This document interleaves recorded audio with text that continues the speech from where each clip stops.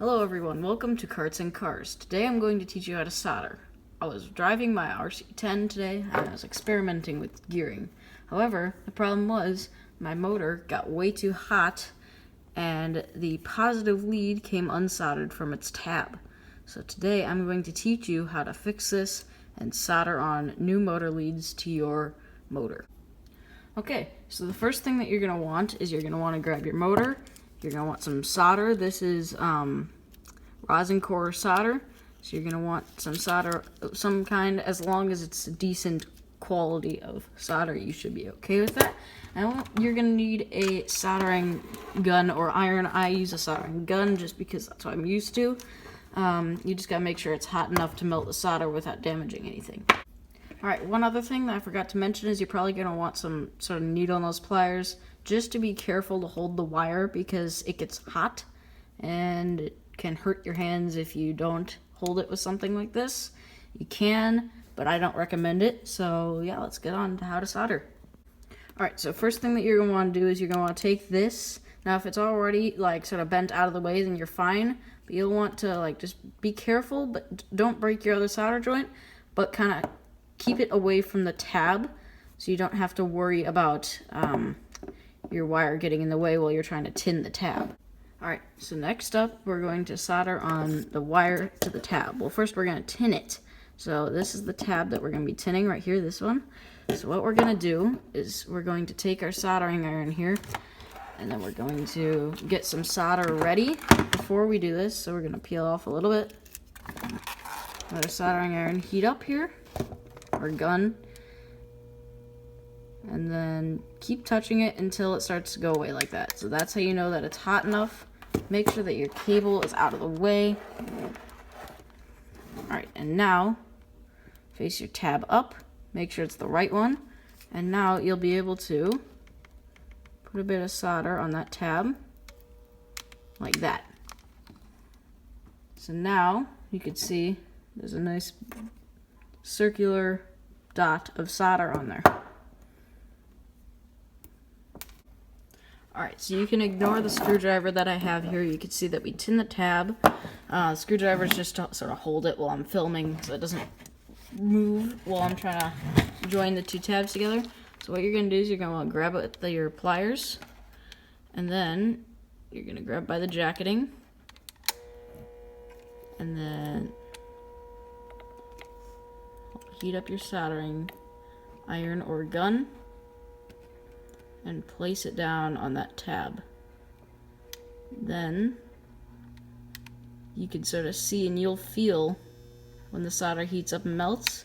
Then you just pull the soldering iron away, hold it there for a couple of seconds until it becomes harder so it doesn't come off. And now your cable is now soldered back onto your motor. You can see I'm tugging on it here. It's not coming off.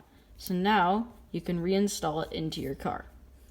Alright, so now that you have your soldered motor for your RC car, and your tab is tinned and your wire is soldered, you can go ahead and install it in your car. Now, I guess I forgot to clip this zip tie. Ignore that for now. I'm going to continue. So you should have off of your ESC here, that's this orange thing on mine. It'll be a different color on yours probably. Your connector for your motor. Now this is a different connector for every car typically. Mine is just an older style Dean's connector. So this is going to plug. Make sure you get it the right direction, red to red, black to black. Plug it in like that. Make sure on brushed motors that your brushes are out of the way and that they won't get stuck.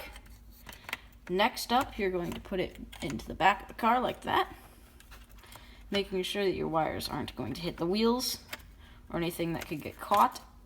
That would allow them to get caught. So next up, you're going to take your two screws. Here they are. Here's mine anyway.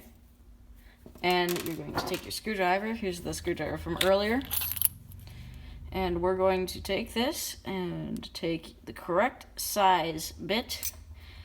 In this case, it is 3/32 on my car. It'll be different for yours probably.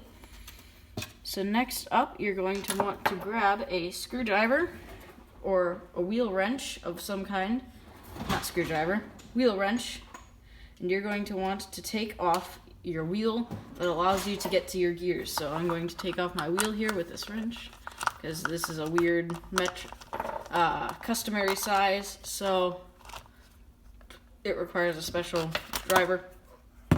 Alright, so now you can see you have your wheel off, and now you're able to access where your screw is going to go. So now we're going to take the bottom screw, and you have to look for where the motor lines up. So you can see there's a hole right there. You can thread the screw in. So we're gonna put the screw right in there, like so. And it threads in. And then you can take your screwdriver and tighten it up. Not all the way though, because we have to set our gear mesh.